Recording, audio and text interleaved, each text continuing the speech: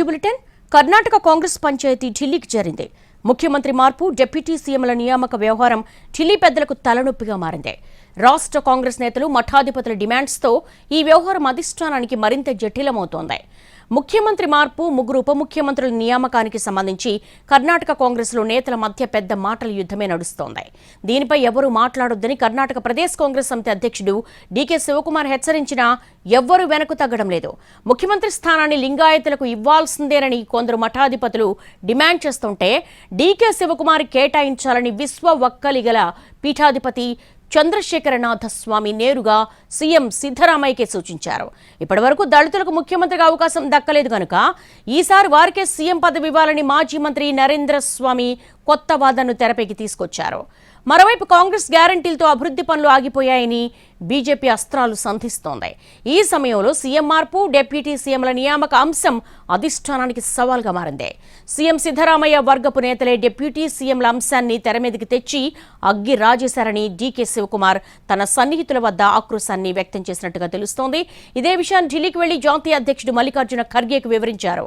సిద్ధరామయ్యకు సన్నిహితంగా ఉండే ఎంబీ పాటిల్, నరేంద్ర స్వామి, జమీర్ అహ్మద్ ఖాన్, రాజన్ననే ముగ్గురు ఉప ముఖ్యమంత్రుల అంశాన్ని లేవనెత్తారని ఆరోపించారు. అయితే ఈ విషయాన్ని సోనియా, రాహుల్తో చర్చించి వివాదాన్ని పరిష్కరిస్తారని శివకుమార్కు ఖర్గే హామీ ఇచ్చి పంపించారు.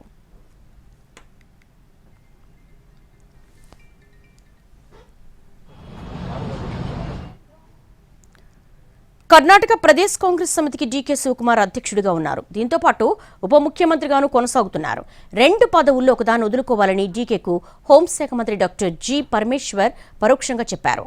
మంత్రి పదవిని నిర్వహిస్తున్న సమయంలో పార్టీని సమన్వయం చేసుకోవడం సాధ్యం కాదు అనేది ఆయన వాదన. అయితే కర్ణాటకలో అత్యధిక సమయం కేపీసీసీ అధ్యక్షుడిగా బాధ్యతలు వహించిన తనకు సమస్యలపై పూర్తి అవగాహన ఉందన్నారు డీకే.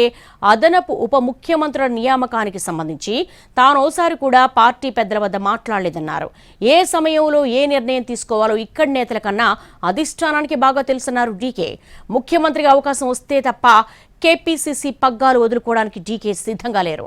డీకే శివకుమార్ను ఉప ముఖ్యమంత్రిగా కొనసాగించి కేపీసీసీ పగ్గాలు చేపట్టేందుకు ఎంబీ పాటిల్, సతీష్ జార్కిహోళీ తమ వంతు ప్రయత్నాలు చేస్తున్నారు. ఒకవేళ ఆ స్థానం ఖాళీ అయితే దాన్ని తన ఆప్తుడు డాక్టర్ హెచ్సి మహదేవప్పకే దక్కేలా ముఖ్యమంత్రి సిద్ధరామయ్య పావులు కదుపుతున్నారు.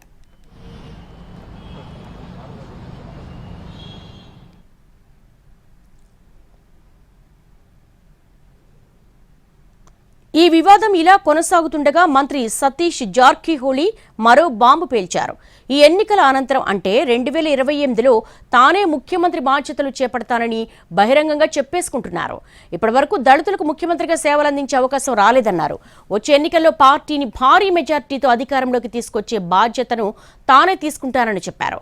ముఖ్యమంత్రి మార్పునకు సంబంధించిన చర్చ అనవసరమని అంటున్నారు సాంఘిక సంక్షేమ శాఖ మంత్రి డాక్టర్ హెచ్సి మహదేవప్ప.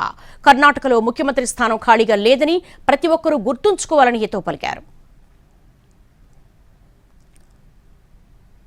మరోవైపు కర్ణాటక కాంగ్రెస్లో నెలకొన్న వివాదాలను అస్త్రాలుగా మార్చుకుంటోంది బీజేపీ. కాంగ్రెస్ రాష్ట్ర నేతలపై ఎవ్వరికీ కమాండ్ లేదని విమర్శిస్తోంది. ముగ్గురు డిప్యూటీ సీఎంలు అవసరమని వస్తున్న డిమాండ్ల వెనక ముఖ్యమంత్రి సిద్ధరామయ్య ఉన్నారని తెలిసినా స్పందించేందుకు ప్రతి ఒక్కరూ భయపడుతున్నారని ఆరోపించింది బీజేపీ. ఎమ్మెల్యేలు, మంత్రులపై సీఎం సిద్ధరామయ్య, డీకే శివకుమార్ పట్టు కోల్పోయారని అంటోంది. ఈ వివాదాలే తీవ్రమై ప్రభుత్వం పతనమవుతుందని జోస్యం చెప్తున్నారు బీజేపీ నేతలు.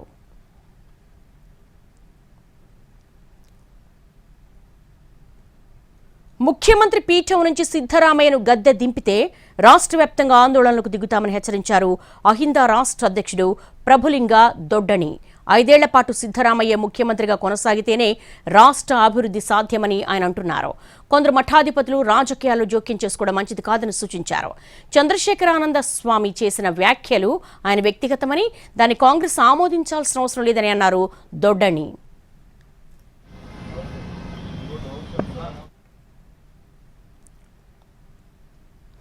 ఉప ముఖ్యమంత్రి డీకే శివకుమార్ ముఖ్యమంత్రి కావాలి అన్నది తనతో పాటు ఒక్కలిగ సముదాయం నేతలందరూ కోరుకుంటున్నారని విశ్వ ఒక్కలిగ మహాసంస్థాన మఠాధిపతి చంద్రశేఖరనాథ స్వామి స్పష్టం చేశారు. వేదికపై ముఖ్యమంత్రి సిద్ధరామయ్యకు ఇదే విషయాన్ని చెప్పాలని, తనపై ఎవరూ ఒత్తిడి తీసుకురాలేదని వివరించారు. కాంగ్రెస్ నేతృత్వంలో ప్రభుత్వం 2023లో ఏర్పడినప్పుడు మొదట సిద్ధరామయ్య, అనంతరం డీకే శివకుమార్కు ముఖ్యమంత్రిగా అవకాశం ఇస్తారని ప్రచార మాధ్యమాల ద్వారా తాను తెలుసుకున్నానని చెప్పారు. అదే విషయాన్ని సిద్ధరామయ్య కూడా సూచించారని వివరణ ఇచ్చారు. కర్ణాటకలో కాంగ్రెస్ 135 స్థానాల్లో విజయం సాధించేందుకు సిద్ధు, శివకుమార్ ఇద్దరూ సమానంగా శ్రమించారని అన్నారు. పలు సందర్భాల్లో కాంగ్రెస్ పార్టీకి కావాల్సిన సాయం చేసి ట్రబుల్ షూటర్గా గుర్తింపు తెచ్చుకున్న డీకే శివకుమార్ ముఖ్యమంత్రిగా కూడా విజయం సాధిస్తారన్న నమ్మకం కర్ణాటక ప్రజలకు ఉందని అన్నారు చంద్రశేఖరనాథ స్వామి.